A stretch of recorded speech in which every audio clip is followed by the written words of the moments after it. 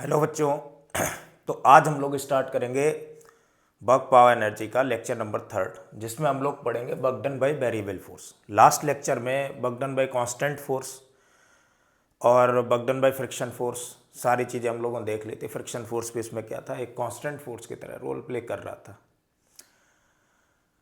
अब हम लोग पढ़ेंगे work done by variable force.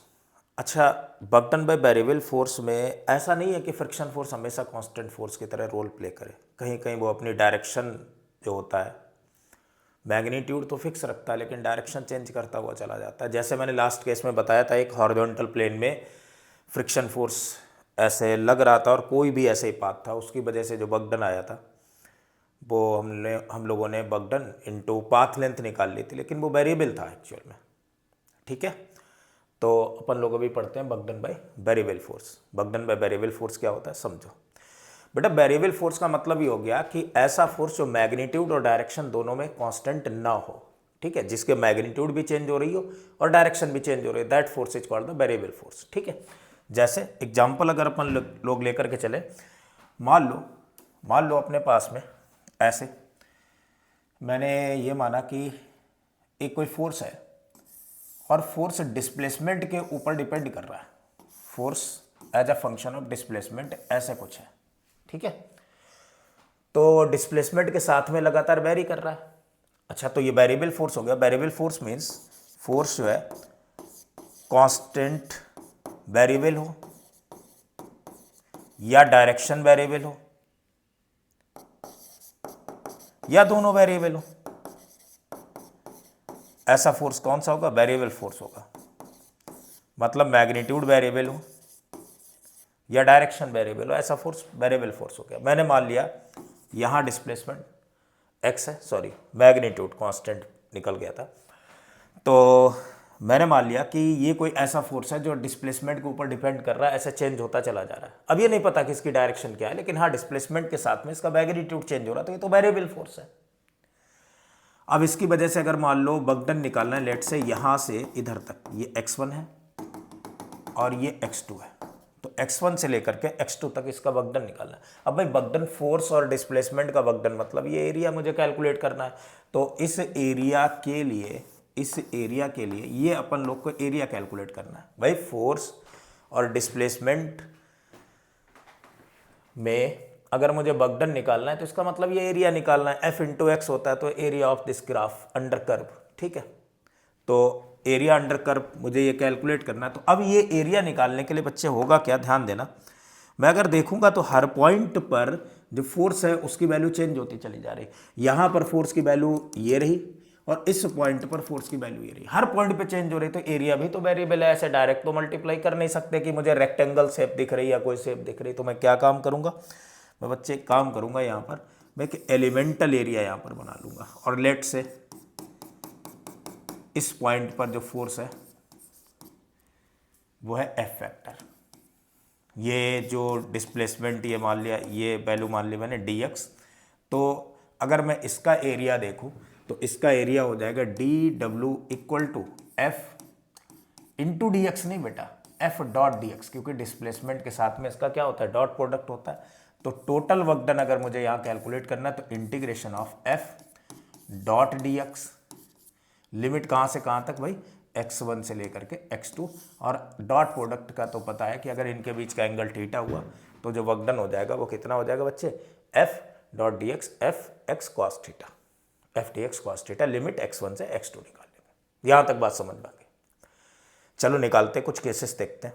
मान लो अपने पास में फोर्स ऐसा है जो मैग्नीट्यूड में तो वेरिएबल है लेकिन डायरेक्शन में कांस्टेंट है और लग रहा है, और जिसकी वजह से पॉइंट ऑफ एप्लीकेशन मूव कर रहा है। ठीक है, जैसे ध्यान देना बच्चे, और बहुत आराम से साथ साथ में जुड़े रहना, लगातार लगे रहना। 100% है कि हर एक चीज इसमें समझ में आ जाएगी। मेन से एडवांस से ओलंपियाड तक सारी चीजें मैं समझा दूंगा। वर्क एनर्जी में क्या क्या चीजें होती है, इसकी वेरिएबल फॉर्म्स, कैसे ये पोलर फॉर्म के ऊपर कैसे कैसे चीजें डिपेंड किया करती हैं, किस तरीके से पोलर फॉर्म से निकाली जा सकती चीजें। बस आप लोग साथ में लगे रहो और अपने न्यूमेरिकल्स के साथ साथ प्रैक्टिस करते रहो, क्योंकि प्रैक्टिस जितनी ज़्यादा करते रहोगे उतना ही सिलेक्शन के चांसेस बढ़ जाते हैं। भाई देखो, हार्ड वर्क का कोई बेटा सब्स्टिट्यूट नहीं होता है, तो हार्ड वर्क करते रहो लगातार और प्रैक्टिस करते रहो, प्रैक्टिस करते रहो, क्वेश्चंस करते रहो। यहाँ पर मैं कॉन्सेप्ट उस लेवल के सिखाते हुए चला जाऊँगा कि अपने आप से सारी चीज़ें बनती हुई चली जाएंगी। जो क्वेश्चंस नहीं भी बनेंगे उनमें आप लोग को दिमाग लगाना है, बस यही तो एडवांस मांगता है। ठीक है बच्चे, तो अपनी प्रैक्टिस जारी रखो। चल तो ठीक है, ध्यान दो। तो अगर मान लो मैंने यहाँ पर एक कोई पॉइंट मान लिया ए। अभी मैं जो केस लेकर के चल रहा हूँ work done by variable force, उसमें मैं मान रहा हूँ कि फोर्स का मैग्नीट्यूड वेरिएबल है लेकिन डायरेक्शन कांस्टेंट है। केस 1 ले रहा हूँ, लेट्स से केस 1। और केस 1 में क्या है बच्चे, केस 1 में है मैग्नीट्यूड ऑफ फोर्स, लिख रहा हूँ मैं, magnitude of force is constant, magnitude of force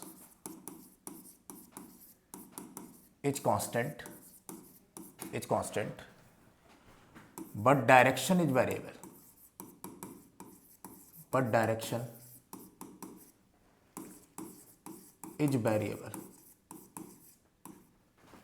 force का मैग्नीट्यूड तो कांस्टेंट है लेकिन डायरेक्शन कैसी है, वेरिएबल है। मैग्नीट्यूड कांस्टेंट है लेकिन डायरेक्शन वेरिएबल है। ठीक है, कोई दिक्कत नहीं।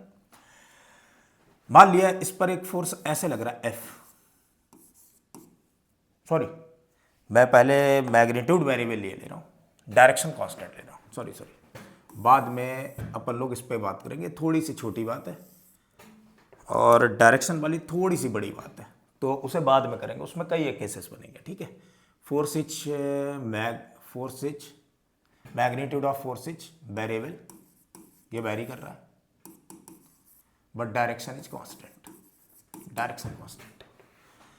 तो लेट्स से ये कोई पॉइंट ऑफ एप्लीकेशन है और ये फोर्स लग रहा है, फोर्स और डिस्प्लेसमेंट, पॉइंट ऑफ एप्लीकेशन यहां से यहां तक डिस्प्लेस हो गया बी पॉइंट तक।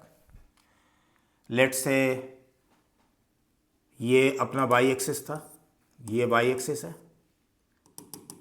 और ये एक्स एक्सिस है, ये एक्स एक्सिस के अलॉन्ग डिस्प्लेस हुआ है। ठीक है, मैंने मान ली यहां पर इसकी जो पोजीशन वेक्टर है, पोजीशन है वो L1 है, पॉइंट यहाँ पर जहाँ से फोर्स लगना स्टार्ट हुआ t = 0 पर, और किसी टाइम में चलते और ये जो है B पॉइंट पर पहुँचा और ये पोजीशन जो हो गई वो इसकी क्या हो गई बच्चे, L2 हो गई, ये L2 हो गई। यहाँ तक बात क्लियर है, कोई दिक्कत नहीं। अब मैंने मान लिया कि ये वाला जो एंगल है, let's say this angle is theta, अगर ये एंगल थीटा है,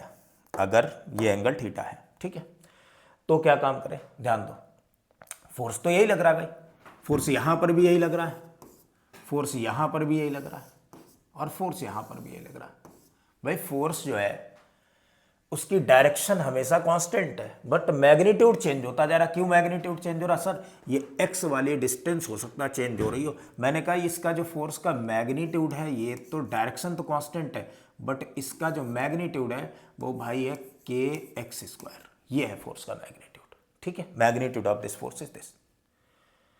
तो x की वैल्यू यहाँ L1 है तो फोर्स की वैल्यू kL1² हो गई, लेकिन इधर पहुंचे तो L2 है तो kL2² हो गई। तो फोर्स अपना मैग्नीट्यूड चेंज कर रहा है, लेकिन मैं कह रहा हूँ ये एंगल थीटा ही हमेशा रह रहा है, इसकी डायरेक्शन चेंज नहीं हो रही। अब इसकी वजह से वर्क डन निकालना है, कोई दिक्कत नहीं है, तो बड़ा आसान काम है, इसीलिए मैंने कह दिया ये केस 1 बना लेता हूँ। ठीक है, क्या काम करें, ध्यान दो। जैसे फॉर एग्जाम्पल मैं अगर इसे लेकर के चल रहा हूँ, ये ऐसे चल रहा है, तो मैंने एक x डिस्टेंस पर, जनरली मैंने मान ली यहाँ से ओरिजिन से एक कोई पॉइंट है जिसकी ओरिजिन से ये जो डिस्टेंस है दैट इज x, ये डिस्टेंस x है। x डिस्टेंस पर मैंने एक छोटा सा डिस्प्लेसमेंट ऐसे ले लिया जिसे इस फोर्स को कराना है। भाई x डिस्टेंस से dx तक तो ये फोर्स उतना ही रहेगा क्योंकि dx की वैल्यू तो बहुत कम है और इसकी वजह से वर्क डन अगर निकालना है तो f × dx कर देंगे, F.dx।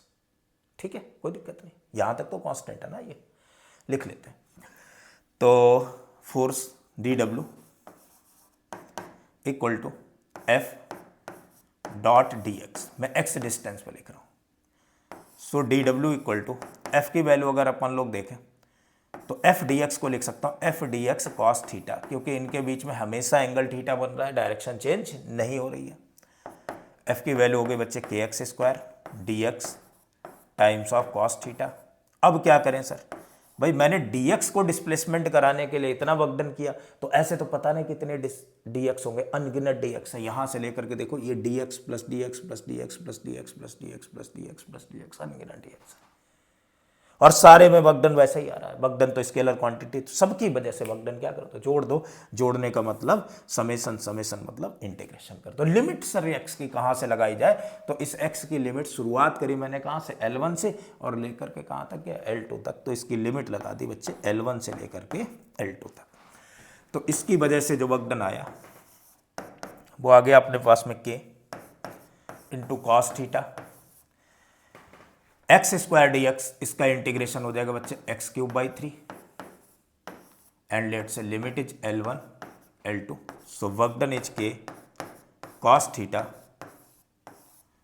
अपर लिमिट x की जगह L2 cube by 3 minus L1 cube by 3, so work done by this constant force is k cos theta times of k by 3 cos theta times of L2 cube minus L1 cube, sorry L2 cube minus L1 cube. ये work done आ गया। यहां तक बच्चे बात समझ में आ गई होगी कहानी। चलो एक दो एग्जांपल और इसके देखते हैं, ठीक है। जैसे मान लो अपने पास में ऐसे कोई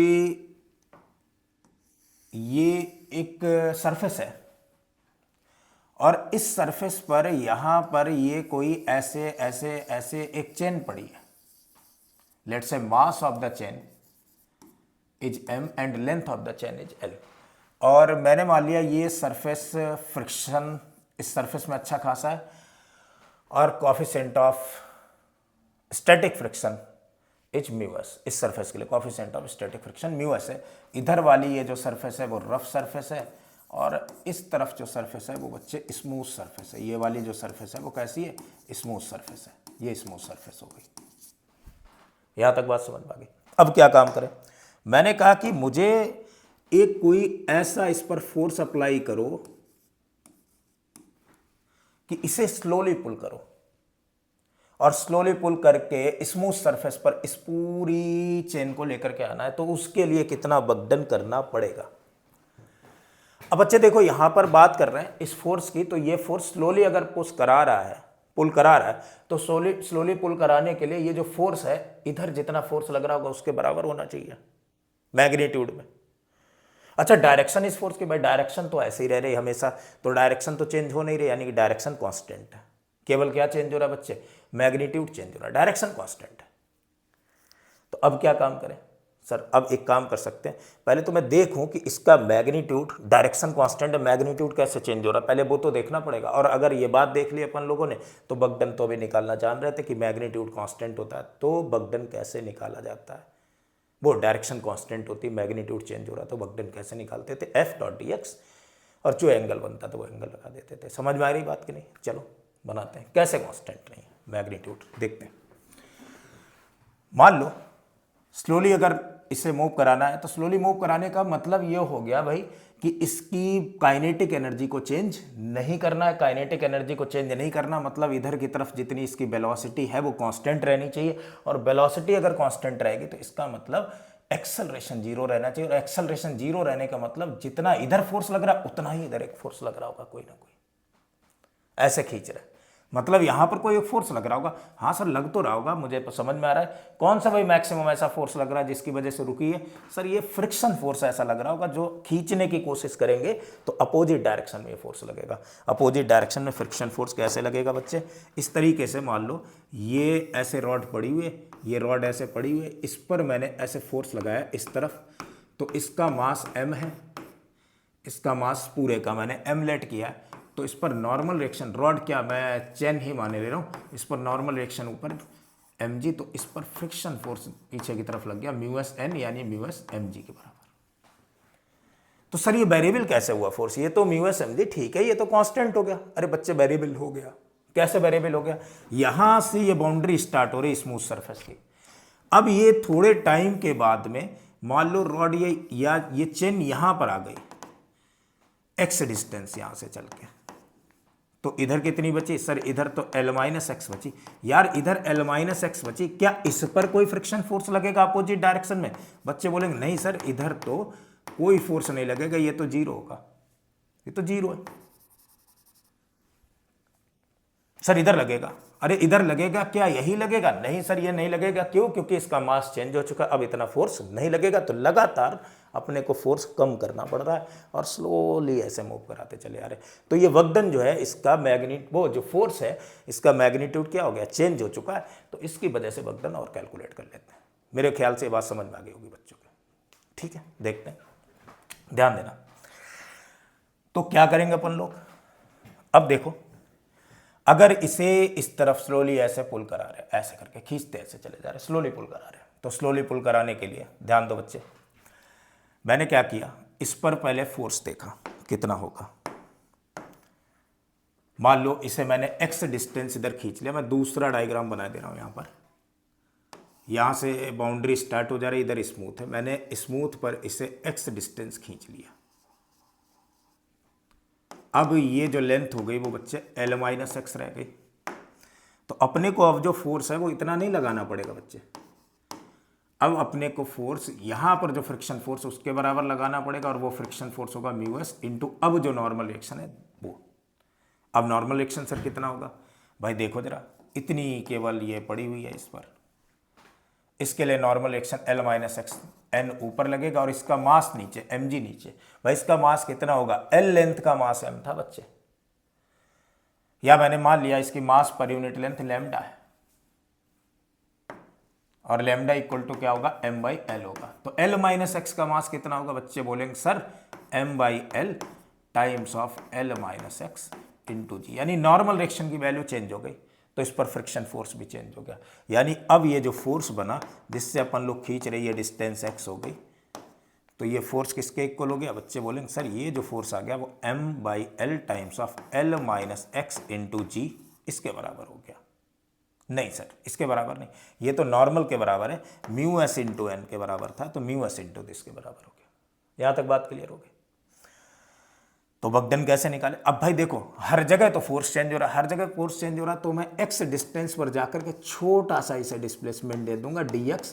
तो अब ये dx के लिए तो इतनी डिस्टेंस के लिए तो फोर्स चेंज होगा नहीं, तो इसके लिए छोटा सा वर्क डन मैं कैलकुलेट कर ले रहा हूं।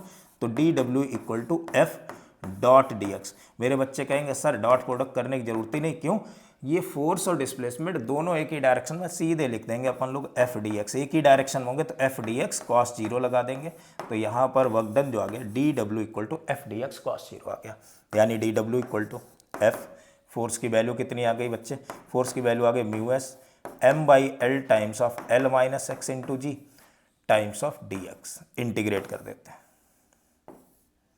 लिमिट कहां से कहां तक लगानी है x की बच्चे, मैं लिमिट x की वैल्यू देखो, शुरुआत में अगर अपन लोग देखें यहां से देखो x की वैल्यू कितनी थी, जीरो, फिर पूरी चेन यहां तक खींच लाए तो लेंथ कितनी कर दी l, तो लिमिट डाल देंगे जीरो से लेकर के l तक।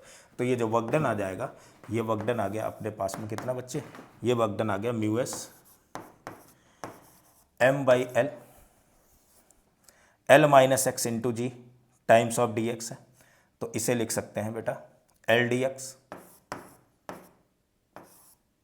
L d x minus g x d x, sorry जी तो सभी के साथ में बच्चे, जी बाहर ले लिया, साथ में x d x, limit zero से एल तक। इसे सॉल्व करेंगे तो mu S M g upon में L, L d x, L तो बाहर, डी एक्स का इंटीग्रेशन एक्स हो गया, लिमिट जीरो से एल तो एल हो जाएगा, यानी L square minus L square by two, वो एक्स स्क्वायर बाई टू हो गया।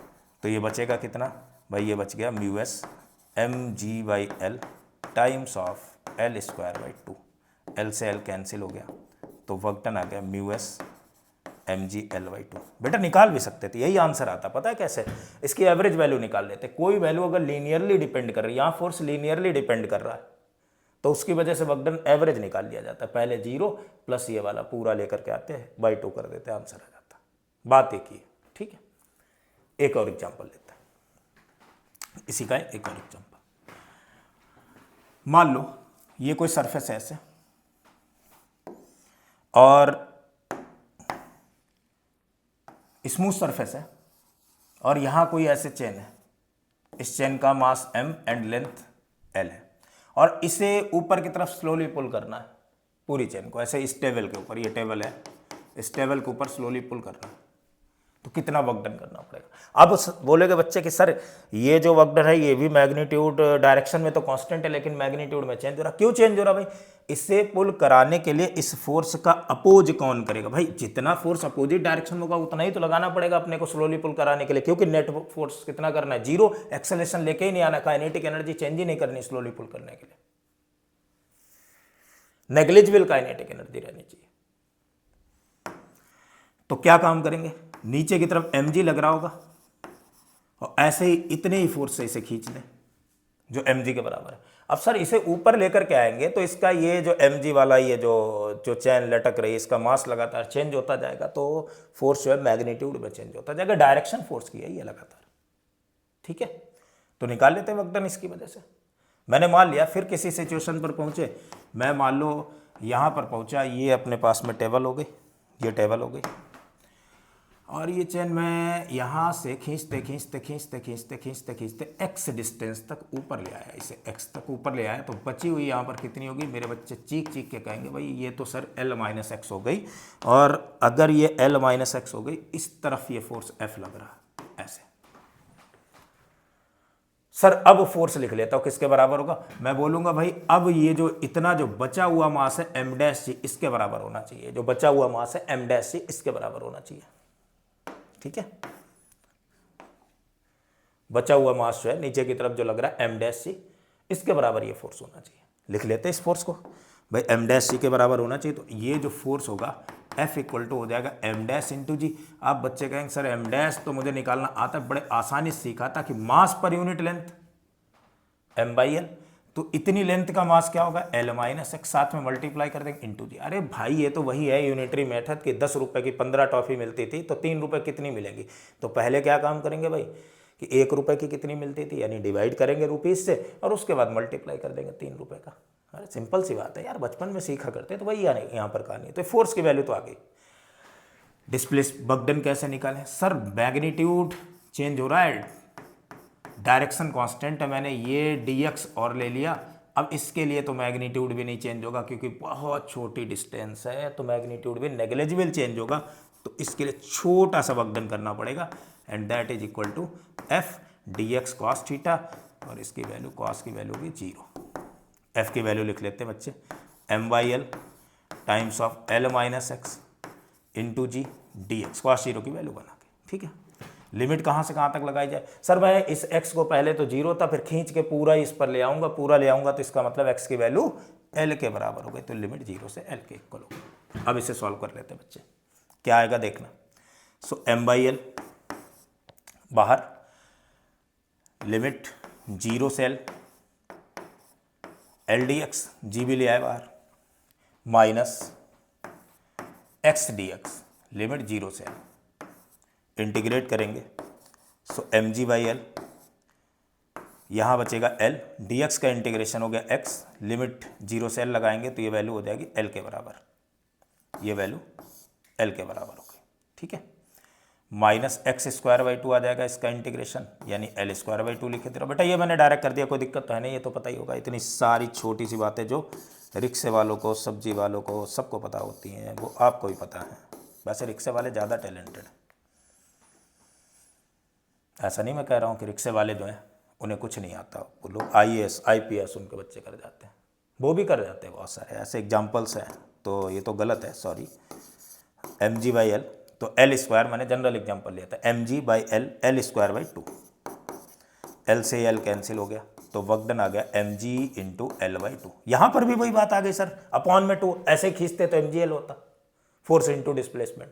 2 क्यों किया यार? वेरिएबल है, लीनियरली वेरिएबल है डिस्प्लेसमेंट के ऊपर, तो एवरेज वैल्यू निकाल सकते हैं, ठीक है। चलो आगे बढ़ते हैं, नेक्स्ट देखते हैं।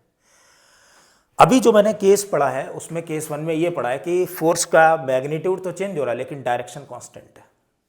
अब अगले केस में अपन लोग पढ़ेंगे कि फोर्स का मैग्नीट्यूड भी चेंज हो रहा है और डायरेक्शन भी चेंज, वो इस बार में फोर्स की डायरेक्शन जो है वो वेरिएबल है, और मैं मैग्नीट्यूड कांस्टेंट करे दे रहा हूँ केस 2 में, ध्यान देना। तो next is if magnitude of force is constant, case 2,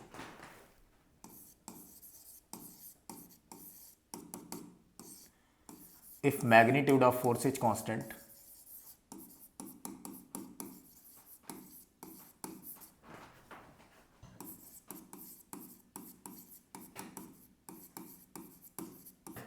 and direction is variable,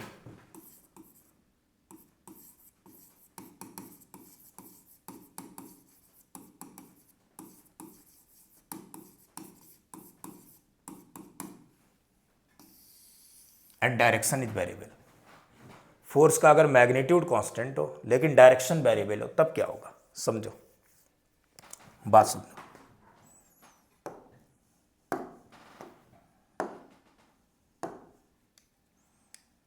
देखो बेटा,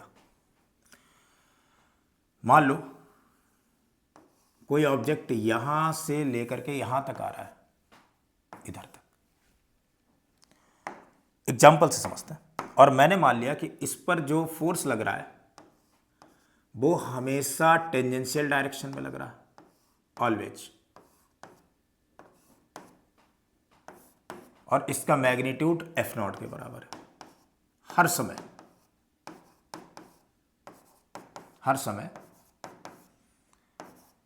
इसका जो मैग्नीट्यूड है वो एफ नॉट के बराबर है। कल मैंने बताई भी थी ये बात फ्रिक्शन के केस में, इसका मैग्नीट्यूड हर बार में एफ नॉट के बराबर है। तो अब इसकी वजह से वर्क डन क्या होगा, मैं इस बात को एक्सप्लेन करूंगा अच्छे तरीके से, बहुत ध्यान से समझते जाना ये केस। मैंने बोला भी था, इसीलिए मैंने रफ किया था, क्योंकि ये थोड़ा सा लंबा चलने वाला। इसकी वजह से वर्क डन क्या होगा, मैं कह रहा हूं यहां ए पॉइंट है और ये बी पॉइंट है, ठीक है।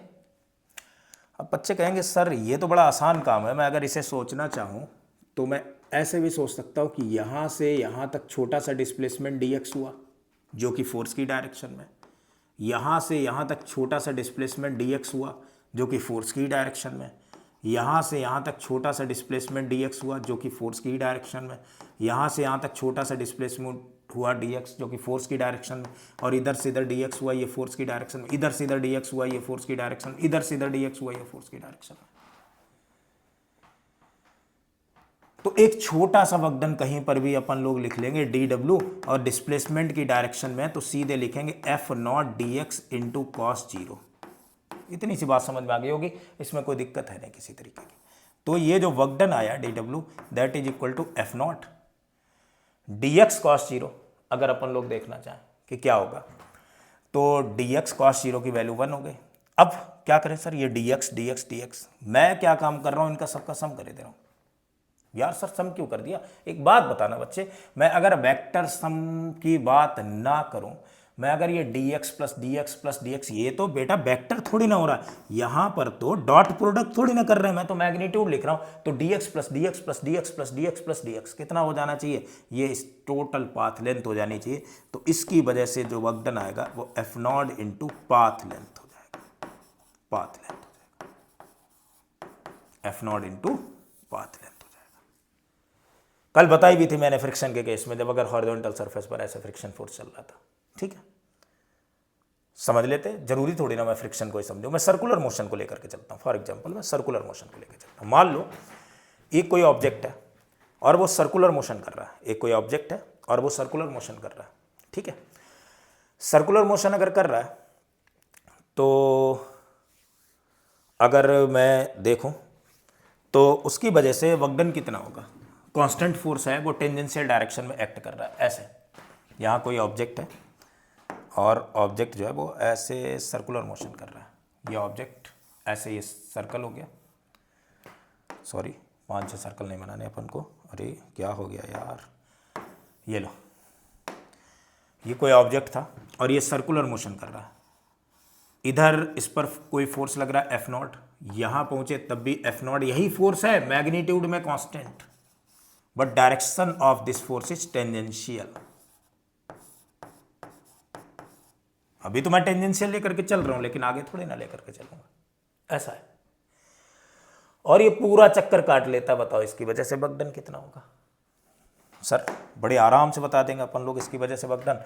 भाई यहाँ से फोर्स कांस्टेंट, ये छोटा सा डिस्प्लेसमेंट ds, फिर अगेन छोटा सा डिस्प्लेसमेंट ds, फिर अगेन छोटा सा डिस्प्लेसमेंट ds, फिर अगेन छोटा सा डिस्प्लेसमेंट ds, और ये वर्क डन कैसा हो जाएगा? ये वर्क डन हो जाएगा force into ds plus ds plus ds plus ds plus ds plus ds plus ds plus ds plus ds इस टोटल पाथ लेंथ के बराबर। तो यहाँ जो वर्क डन आ जाएगा वो कितना हो जाएगा? Force into path length that is equal to 2/r। ये वर्क डन आ गया अगर इसकी रेडियस r है। सर साइकिल के लिए तो वर्क डन जीरो होना चाहिए बेटा। वो वर्क डन तब जीरो होता है जब फोर्स मैग्नीट्यूड डायरेक्शन दोनों में कांस्टेंट हो। यहां फोर्स वेरिएबल है, ठीक है। चलो आगे बढ़ते हैं। ये वर्क डन पाथ पर डिपेंड कर रहा है, ये वेरिएबल फोर्स है, ये पाथ पर डिपेंड कर गया, ठीक है। आगे बढ़ते हैं, ध्यान देना। इसी चीज को हम लोग एक तरीके से और सोच सकते थे, हम लोग पोलर फॉर्म से सोच सकते थे। पोलर फॉर्म मीन्स मैं समझाऊं थोड़ा सा। मान लो, अगर मान लो मैं मेथड 2 से इसे बता रहा हूं, बहुत ध्यान से इसे सीख रहा हूं। मैंने मान लिया ये y एक्सिस है, ये लेट कर लिया x एक्सिस है, ठीक है बच्चे। और कोई ऑब्जेक्ट y और x में मैं रिलेशन देखना चाह रहा हूं, लेट से ऐसे।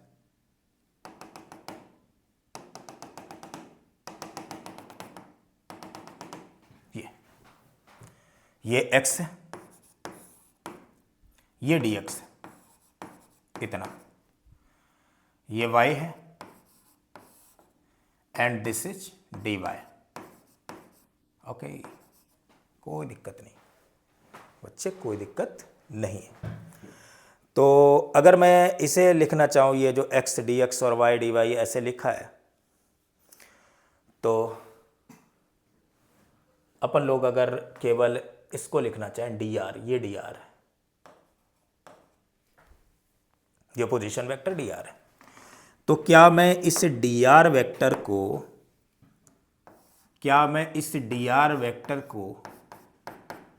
dxi cap plus dy cap लिख सकता हूं?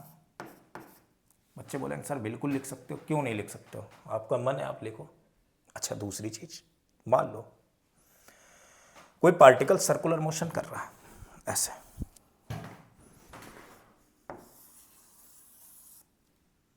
और सर्कुलर मोशन करते करते उसकी रेडियस भी चेंज हो रही है, वेलोसिटी भी चेंज हो रही है, तो फोर्स उस पर लग रहे होते हैं, सेंट्रीपिटल या एक्सेलेरेशन और टेंजेंशियल सारे लगते हैं ना, वैल्यू कैलकुलेट करते हैं। तो अगर रेडियस भी चेंज हो रही, वेलोसिटी भी चेंज हो रही, तो वेलोसिटी तो अभी इस टेंजेंशियल डायरेक्शन होगी, थोड़ी देर बाद यहाँ पहुंचेगा, रेडियस अलग हो जाएगी। तो मैं इस चीज़ को थोड़ा सा समझाना चाह रहा हूँ, मैं पोलर कोऑर्डिनेट की फॉर्म में से समझाना चाह रहा हूँ, ध्यान देना। जैसे मान लो ऐसे, सॉरी क्या हो गया, ओके कोई दिक्कत नहीं, वहाँ तक तो नोट हो ही गया था। जैसे मान लो मैंने ये 2 सर्कल ले लिए, लेट्स से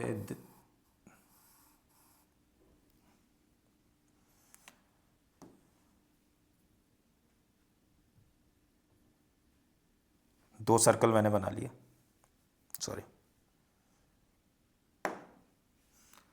ऐसे बना लिया। नहीं बन रहा, कोई दिक्कत नहीं यार, मैं बनाऊंगा, खुद से बनाऊंगा। बच्चे देखो, ये कोई 2 सर्कल हो गए, समझते जाना इस बात को।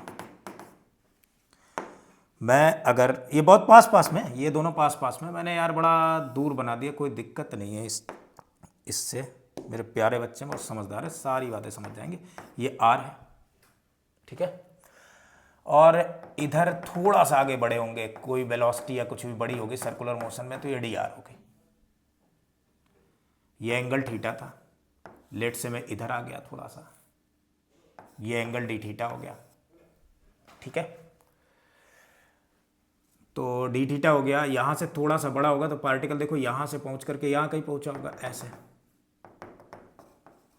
मैं ये बोल रहा हूं ये dr बहुत कम है। मैंने अभी यही वाला केस बताया बच्चे कि यहाँ सर्कुलर मोशन हो रहा था और ये इसकी वेलोसिटी डायरेक्शन, दोनों वेलोसिटी जो है वो चेंज होती जा रही, तो रेडियस भी बढ़ती जाएगी, ऐसे स्पाइरल पाथ ऐसा बनता चला जाएगा। समझ में आई ये बात? नहीं, तो यहाँ पर भी मैं वही बोल रहा हूँ, ये जो है आगे की तरफ पहले ऐसे बढ़ा होगा, इधर गया होगा, इसकी वैल्यू चेंज हुई होगी, तो ये डी आर हो गया। ये वाला जो है एक्स एक्सिस के अलॉन्ग, ये बहुत छोटी डिस्टेंस है, ये सब बराबर है। ये लेट से डी एस है, ये डी आर है। तो क्या मैं इस डी एल वैक्टर को D S vector D S I cap plus D R J cap नहीं लिख सकता हूं? लेकिन यहां आई जे का मामला ही नहीं है सर। यहां तो मामला है कि ये जो डी एस है वो किस डायरेक्शन में, डी एस तो जिधर थीटा घूम रहा है उसकी डायरेक्शन में घूम रही है। तो क्या मैं इस डी एस को R D theta into direction of theta लिख सकता हूं? और क्या मैं इस डी आर को ये बच्चे डी एल मान ली, क्या मैं इस डी आर को आर, ये जो चेंज हुआ डी आर कैप लिख सकता हूं?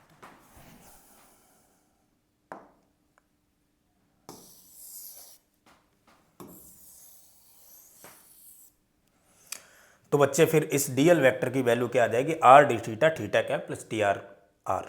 ठीक है, अब दिमाग में आ रहा हो कि सर इसमें जो बगडन सर्कुलर वाला था वो कैसे निकालें? यार वो तो बड़ा आसान काम है। यहाँ पर जो फोर्स लग रहा था एफ टेंजेंशियल डायरेक्शन में,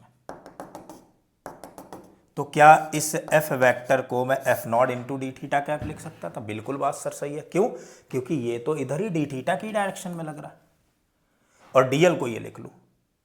सर डिस्प्लेसमेंट तो सीधे आर डी थीटा लिख देते। हाँ बेटा बात तो वो भी सही है, लेकिन अगर मैं ऐसे भी लिखना चाहूँ कोई दिक्कत नहीं, इसका डॉट प्रोडक्ट तो जीरो हो जाएगा। आर कैप और थीटा कैप का डॉट प्रोडक्ट क्या हो जाएगा? जीरो। एक दूसरे से परपेंडिकुलर है आर और थीटा। ठीक है, ये पोलर कोऑर्डिनेट है। अब क्या करें? तो बगडन जो आएगा D W that is equal to F D L, और यहाँ पर हो जाएगा F naught R D theta, और इससे कैलकुलेट किया तो ये बन गया। ठीक है, इस तरीके से कैलकुलेशन कर ले जाएंगे। ऐसे ही अगर मान लो कोई एक मैं एग्जांपल लेकर के चलता हूँ, मैंने कर दिया था, थोड़ा सा प्रॉब्लम हो गई थी तो बोर्ड पर है वो चीज़, मैं ऐसे ही समझा देता हूँ आप लोग को। अगला एग्जांपल ये मान लो कोई फोर्स है वो थीटा के ही ऊपर डिपेंड कर रहा है, and that force is F equal to alpha theta cap, ये दे रखा है, और इसकी वजह से बगडन निकालना है। तो फोर्स भाई थीटा कैप मतलब टेंजेंशियल डायरेक्शन में थीटा के ऊपर डिपेंड कर रहा है। मैं कैसे लिखूं? पोलर फॉर्म में लिख दूंगा एफ डॉट डी एल। वैसे लिखने की जरूरत नहीं थी, थीटा कैप में थी तो आर डी थीटा लिख लेते, इधर की तरफ डिस्प्लेसमेंट सीधे, लेकिन ऐसे लिख लिया। लेकिन थीटा कैप और आर कैप का डॉट प्रोडक्ट क्या हो जाएगा? जीरो। भाई बच्चे थीटा कैप इधर और आर कैप इधर एक दूसरे से कैसे हैं? परपेंडिकुलर है। इनका होगा alpha theta cap 1 R D theta, ये लिख दिया। इसे इंटीग्रेट करेंगे थीटा डी थीटा को, तो थीटा स्क्वायर बाई 2 लिमिट 0 से 2 पाई अगर ये घूम रहा है तो ये बन जाएगा, और ये आ गया बगडन अपना। मेरे ख्याल से इतनी बात समझ में आ गई होगी। आगे और बढ़ते हैं, ध्यान देना मुझे। इस बार में अपन लोग लेकर के चलते हैं कुछ ऐसा कि मान लो ये कोई फिक्स ऐसे सर्कल का कोई क्वाड्रेंट पार्ट है, ये फिक्स्ड है, और इस पर एक फोर्स ऐसे लग रहा है एफ नॉट, रेडियस ये आर है। अब इसकी वजह से बगडन निकालना, ये इसके ऊपर जाएगा। तो जब ये यहां पहुंचेगा तो रस्सी ऐसी होगी, यानी फोर्स इधर लगेगा एफ नॉट। बेटा समझो एफ नॉट टेंशन है इसकी, तो इधर भी एफ नॉट लग रहा है, इधर भी एफ नॉट लग रहा है। और जब ये यहां पहुंचेगा तो फिर एफ नॉट अपनी डायरेक्शन चेंज कर चुका होगा। तो हर पॉइंट पर एफ नॉट अपनी डायरेक्शन चेंज कर रहा है, तो यानी कि वेरिएबल है ये। किसमें बेटा? डायरेक्शन में वेरिएबल है। इसकी डायरेक्शन कैसी है? वेरिएबल है। अब क्या किया जाए सर? अगर डायरेक्शन वेरिएबल है तो इसकी वजह से फोर्स कैसे निकालें? बेटा निकालेंगे, कोई दिक्कत नहीं। मुझे पता है बगडन बाई टेंशन क्या होता है? जीरो होता है। इस फोर्स की वजह से अपन लोग अगर बगडन निकालें, यहां नहीं, यहां वेरिएबल है चीजें। देखो कैसे, इस फोर्स की वजह से अगर बगडन निकालेंगे तो होगा क्या? मैंने मान लिया ये वाई एक्सिस है और ये एक्स एक्सिस है, इधर आर है, तो क्या एफ नॉट जो फोर्स एफ फोर्स है, क्या वो होगा मैग्नीट्यूड इसका एफ नॉट और डायरेक्शन माइनस आर कैप लिख सकता हूं? बिल्कुल सर, मैग्नीट्यूड एफ नॉट और डायरेक्शन माइनस आर कैप लिख दो। अब मैं इसे धीरे धीरे लेकर के चल रहा हूँ और डिस्प्लेसमेंट जो है वो मैं लेकर के चल रहा हूँ डीएल वेक्टर, और डीएल वेक्टर को क्या लिखूंगा, D are are cap plus R D theta theta cap, और इसे सॉल्व कर दूंगा। अब मान लो किसी पोजीशन पर यहाँ पहुँचे, लेट से इसके और इस पॉइंट के बीच की, जब तक इसे ऊपर न ले जाए तब तक कितना, मैंने कहा ये डिस्टेंस है आर, किसी पोजीशन पर ये डिस्टेंस आर है जब एंगल थीटा है। जब एंगल कितना बच्चे, थीटा है, तब ये एंगल जब थीटा है तब ये कहानी है। तो डीएल वेक्टर कैसे लिखेंगे, छोटा सा डीएल वेक्टर लिख देंगे, एंड डीएल वेक्टर इज, अच्छे से पता है बच्चों को, D are are cap plus R D theta theta cap. अब यहां थीटा कैप की कहानी नहीं आएगी। अगर इनका डॉट प्रोडक्ट अपन लोग करेंगे तो work done equal to F dot dl equal to f vector f naught minus r cap dot dl vector यानी d are are cap plus R D theta theta cap. यही तो बना। देखो ये are cap theta cap ये तो zero बना देगा, इनका डॉट प्रोडक्ट, यहां बचेगा माइनस का एफ नॉट डी आर। अब बात आ रही डी आर कितना, देखो इनिशियली अगर मैं देखूं तो ये आर ये डी आर की वैल्यू जो लेंथ है आर की वैल्यू आर डी आर, ठीक है, ये लेंथ है आर रूट टू, और फाइनली ये जो लेंथ है ये चेंज होते होते होते कितनी हो जा रही, जीरो, तो रूट टू आर से जीरो तक है। इसे सॉल्व करेंगे तो आ जाएगा F naught root two into R के बराबर हो गया। ये वक्त डन आ गया। यहां तक कहानी क्लियर हो गई, इसमें शायद कोई किसी तरीके की दिक्कत नहीं है। चलो, तो अगर मान लो ये फोर्स जो है वो कांस्टेंट होता मैग्नीट्यूड में और डायरेक्शन में भी, ये एफ नॉट ऐसे ही हमेशा एक्ट करता रहता और पार्टिकल वहां जाता है, मतलब कहने का मतलब ये था कि ऐसे ये होता और पार्टिकल पर ये हमेशा एफ नॉट इधर लगता और ये पार्टिकल एफ नॉट की वजह से यहाँ पहुँच जाता। तो यहाँ अगर पहुँच जाता, फोर्स अगर कांस्टेंट होता तो क्या काम करते भाई, फोर्स मैग्नीट्यूड डायरेक्शन में कांस्टेंट है तो वर्क डन हो जाता सीधे सीधे एफ नॉट इंटू आर, ये आता। मैं कह रहा हूँ भाई फोर्स टेंजेंशियल है और मैग्नीट्यूड में कांस्टेंट है। भाई फोर्स कैसा है, टेंजेंशियल है और मैग्नीट्यूड में कैसा है, कांस्टेंट है। यानी फोर्स टेंजेंशियल है, मैग्नीट्यूड में कांस्टेंट। भाई यहाँ देखो मैग्नीट्यूड डायरेक्शन दोनों में चेंज हो रहा है फोर्स की वैल्यू। क्यों चेंज हो रही सर, इसलिए चेंज हो रही है एमजी अपनी डायरेक्शन चेंज करे दे रहे, मुझे तो फोर्स उतना ही लगाना पड़ेगा स्लोली पुल करने के लिए। बार बार देखो एमजी अपनी डायरेक्शन चेंज करे तो ये फोर्स भी अपनी वैल्यू चेंज करे दे रहा है। तो मैग्नीट्यूड डायरेक्शन दोनों में फोर्स चेंज हो रहा है। लेकिन अगर मैं कहूँ फोर्स टेंजेंशियल होता, ऑलवेज ऐसा होता, ऑलवेज ऐसा होता, तो किसके ऊपर डिपेंड कर रहा था बेटा, तब हम लोग लिखते थे फोर्स इनटू ये पाथ लेंथ, तो जो वर्क डन आ जाता फोर्स इनटू यहाँ से यहाँ तक की path length pi R by two. लेकिन यहाँ फोर्स कैसा बेटा, कांस्टेंट है। कैसा कांस्टेंट है, ऐसा कांस्टेंट है कि मैग्नीट्यूड भी कांस्टेंट है और डायरेक्शन भी कांस्टेंट है। यहाँ फोर्स कैसा है बेटा, टेंजेंशियल। टेंजेंशियल मतलब इसकी डायरेक्शन तो वेरिएबल है, डायरेक्शन तो वेरिएबल है, लेकिन मैग्नीट्यूड कैसा है, कांस्टेंट। लेकिन अगर फोर्स मैग्नीट्यूड और डायरेक्शन दोनों में वेरिएबल होता तब इसकी जो वैल्यू आ जाती है वो कितनी आ जाती है, F naught root two times of, sorry R root two, F naught times of R root two, sorry root two और यार। इतनी बात समझ में आ गई होगी। तो आगे अभी वेरिएबल फोर्स की वजह से अपन लोग वर्क डन पढ़ेंगे, अभी तो कंप्लीट नहीं हुआ, तो बहुत वास्ट टॉपिक है, तो उसकी वजह से आगे अपन लोग पढ़ेंगे। आज मैंने बेसिक सारी बातें तुम लोग को, पोलर फॉर्म और ये सारी चीज़ें बता दी हैं। मेरे साथ कनेक्ट रहना, बहुत सारी चीज़ें सीखने को मिलेगी। तब तक के लिए धन्यवाद। वर्क डन बाय स्प्रिंग अगले केस में पढ़ेंगे आकर।